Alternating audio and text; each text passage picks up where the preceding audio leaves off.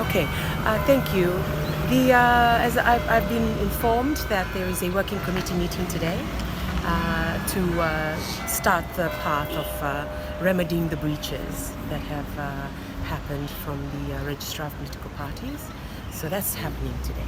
So we will see what the roadmap is to do that. Yeah?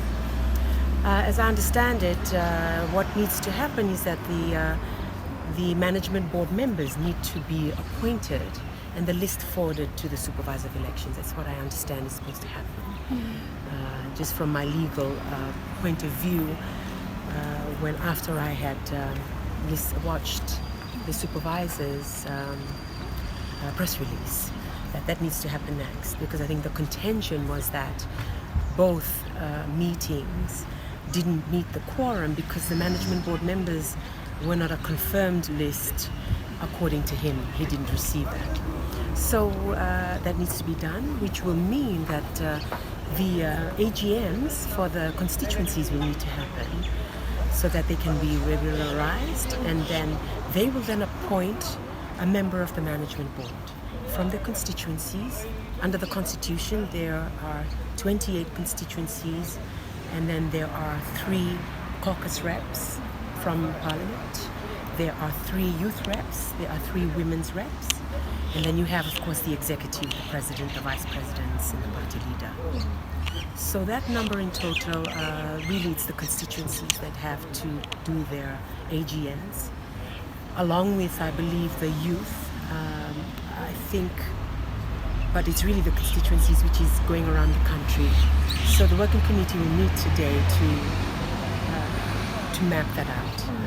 Going out to do the AGMs. So this is not going to happen overnight.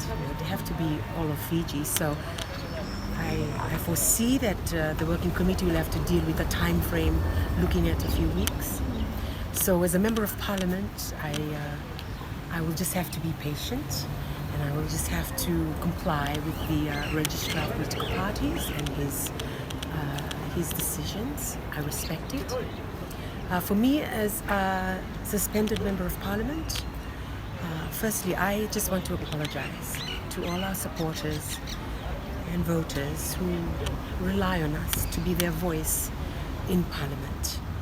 This is a huge disservice for our people, and I am personally ashamed of what has gone on in our party.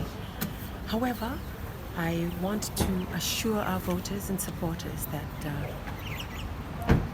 those that are involved now I believe, are going to do the best that they can within the law, within the rules of the registrar, to get us back on track.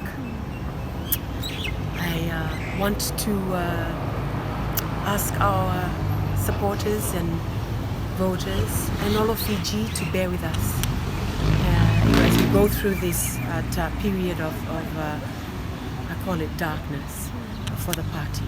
However, I am hopeful that from this, that we will emerge and that stronger, and that we will have complied with the law. I'm grateful to the Registrar of Political Parties for giving the party the opportunity to remedy itself, and that we will do all that we can to comply.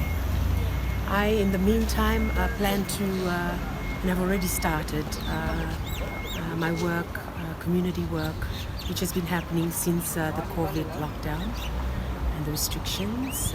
I've been visiting the single moms and widows throughout the Suvarnosari corridor, as well as Tailevu and Alami. Very grateful for that opportunity to be able to visit the weak and vulnerable. And I've also had the opportunity to visit with the flea market vendors, the 135 flea market vendors who have lost everything in their fire last week, and to just see if I can assist. I understand the government has come on board to help them perhaps in the long term, but at least some immediate needs of the family, I can step in to do that. I also confirm that I've received instructions from the Registrar of Political Parties after consultation to confirm that as the Nasinu President, the AGM that happened, that elected me in, is invalid because of the court judgment.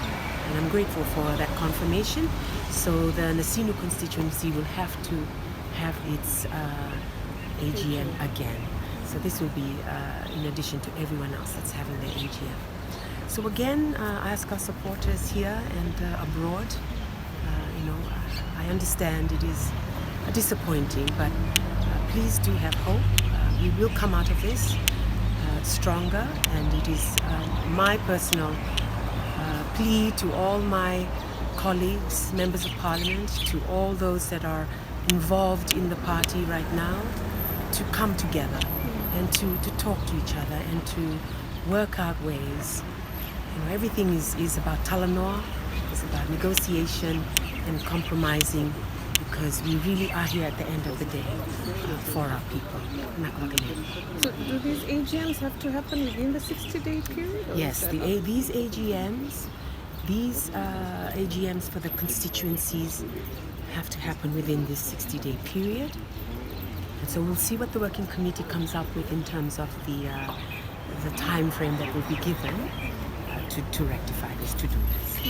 Has there been any other attempts at mediation by Mr. Mbuka since he was talking about it last week before the suspension?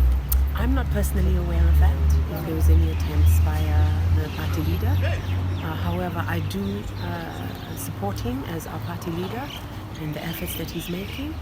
And I think at this time, very crucial time, we need to look to our leaders who remain on the register as leaders, which is Fiji Sun as the Vice President, remaining from the court case, and also Mr. Mbuka as our party leader. Mr. Fiji Sun will be chairing today's meeting? Yes, I understand he will be, and he's still in Sydney because of the lockdown. He will try to make his way over, I believe, as soon as possible once it's lifted. But he will be chairing the meeting today through Zoom, I understand. Okay.